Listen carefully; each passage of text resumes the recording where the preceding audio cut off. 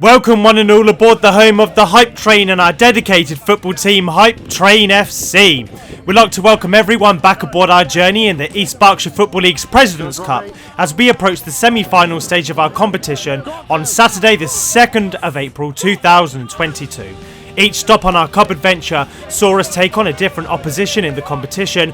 First, we downed Sandhurst Town 8-0 at home in the first round, before dramatically beating Hearts of Bracknell 3-2 away from home in the round of 16, with Chris Marshall's last gasp winner sending us through against the eventual Division 1 champions, which all led towards a crunch quarter-final away at Burnham Grammar School against Frontline FC, who were in the Premier Division, which, after going for an extra time period for the very first time as a club, the Train were able to get a massive 3-2 win on a 4G pitch. This leads us to the semi-finals being drawn against Old Windsor FC's Reserves. This was the first competitive outing against Old Windsor's reserve team, having lost to them twice before in pre-season action. Whilst the week before our semi-final encounter, the team hosted the first team at Calcott Recreation Ground in EBFL's Premier Division. Never before had we beaten a Windsor side, so this was the acid test of all acid tests, as the team looked to bookmark their place in the final against AFC Crescix on Saturday the 7th of May 2022. Wearing our orange and black power-up strip from Kitlocker, we started with a Jamie Halsall in between the sticks for the team, whilst ahead of Halsall we had the same defensive backline that held our front line for 148 minutes last time out, with Robert Austin joined by the club captain Vincent van Lembergen, Joe Sawyer and George Fradgley. In midfield, Chris Marshall anchored in defensive midfield and was supported in the middle of the park by Callum Parr-Jones and George Holloway. Out on the right was John Watkins, whilst Phil Newport was on the left, both in support of Shane Cooper-Clark in attack for the team. Among the substitutes for the game, Leon Mannion was joined by Callum Fox-Spence, Gino Izzo, Danny Basden and Danny Setiowan. If you're a first time viewer or returning to the Train, don't forget to like this video and subscribe to Hype Train FC's YouTube channel today. To get more from the Train, we're across all major social media platforms and have a live website that houses our club history, match reports as well as photo galleries, and we have a parent website, thehypetrain.co.uk, where you can find wider football and fantasy football articles and analysis, as well as exclusives from our grassroots football team. The first goal of the game didn't take long to get into it as we win the ball back in our defensive third before a long ball by myself reaches Shane Cooper-Clark, who's running onto the ball. He's able to turn and pick out Phil Newport running onto the ball. Phil provides a first time effort that's smashed into the far left of the net, and the team have a good 1-0 start around 10 minutes into the game.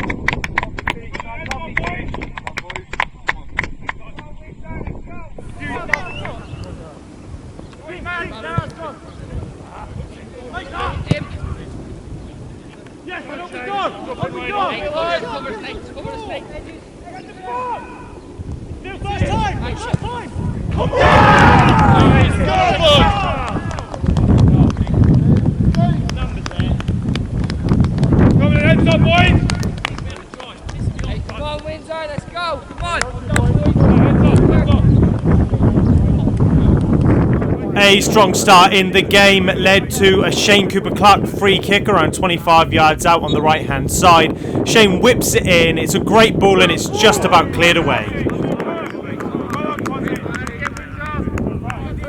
More action for the team in orange from right to left here as Old Windsor do a throw in which Georgie Holloway picks up in midfield. He does excellently to pick out Shane. Shane sets up, first time shot, and it's rattled out for a corner after a good save. Cooper-Clark's set-piece delivery in the game so far has been exquisite, and after he won the shot, he takes the corner kick and it leads to our second goal.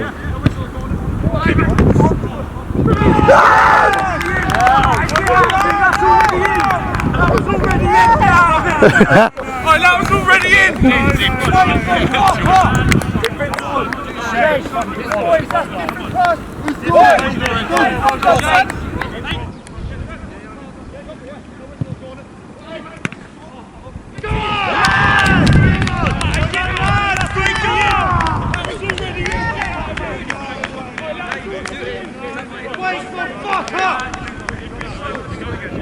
The hosts went without their endeavour though in the first half, and this was one of many nearly moments for the team that just didn't quite come off for Old Windsor.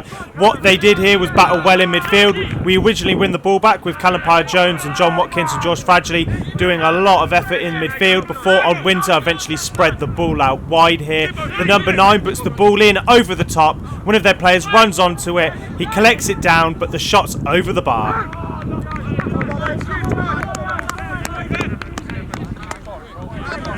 A good first half got even better as Jamie Halsall's goal kick is originally headed away by an Old Windsor player, but only to Chris Marshall, who puts the ball over the Windsor defensive line. Shane Cooper-Clark is first on hand to collect the ball here. He's got a couple in support here, but Shane decides to weave in the box. He's taken out inside the penalty area. He wins a penalty kick, and we have a chance to take a 3-0 lead into half-time.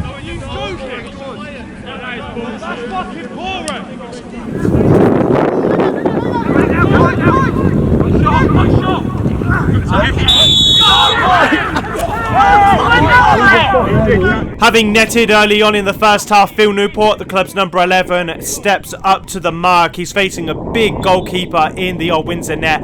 He calmly places the ball to the goalkeeper's left, and the team have a 3-0 lead.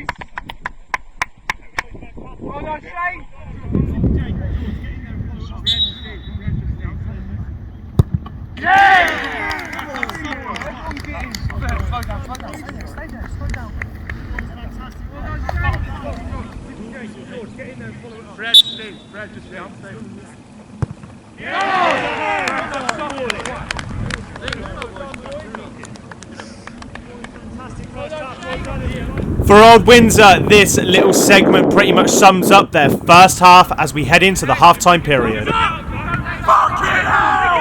What the fuck is the point of kicking the ball up there? You're gonna watch it!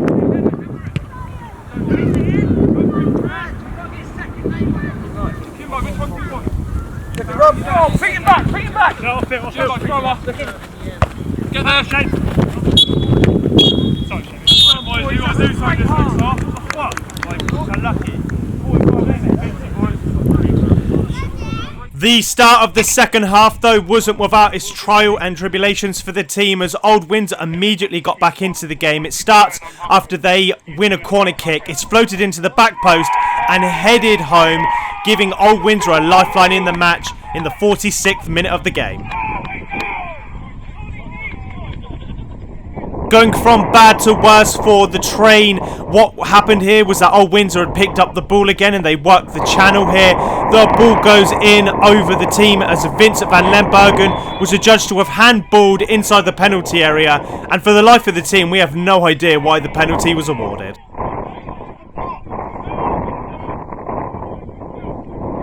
Sparing the team's blushes, though, is our amazing goalkeeper, Jamie, who steps up to the mark, saves the penalty before it's cleared away by George Fradgley.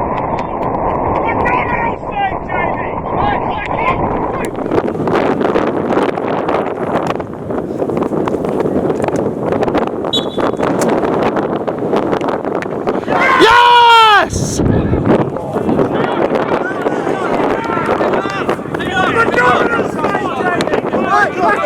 Lucas!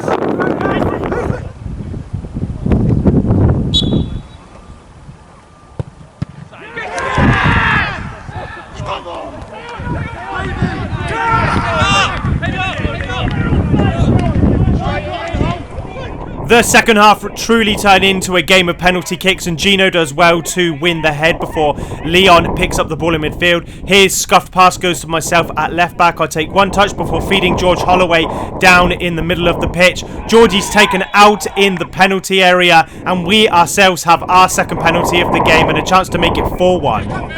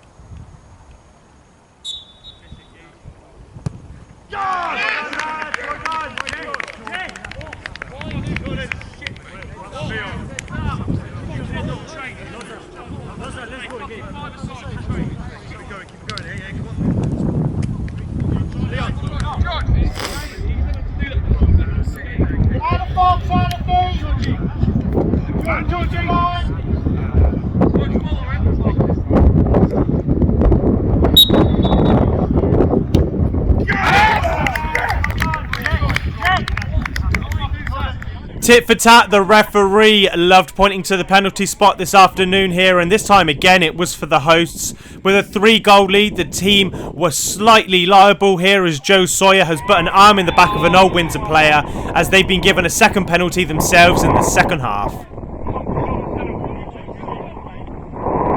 A second penalty taker for Old Windsor stepped up to the mark after their number 3 missed earlier on in the game. This time he smashes it down the middle. Old Windsor are now back at 4-2, and with about 15 minutes left on the clock, the team just have to see out the game.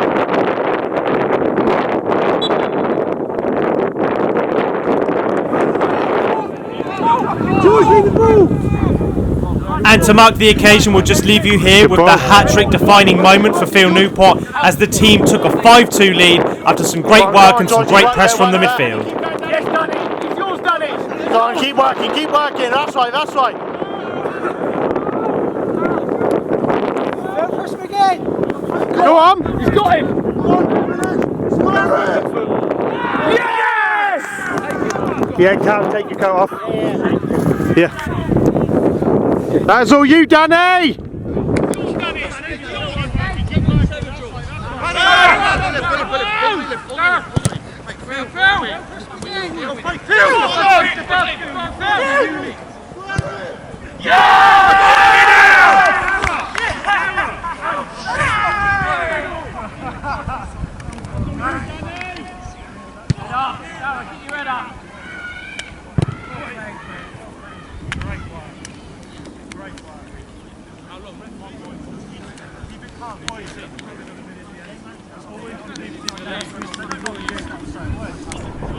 More pressure from Old Windsor as the team have restored their 3-goal lead here as we're just looking to see out the game. We're unable to clear the ball due to the wind and some sloppy, tired defending before the ball is cleared out to an Old Windsor player who puts the ball back in the box, and Jamie makes a very brave challenge here to see the ball away.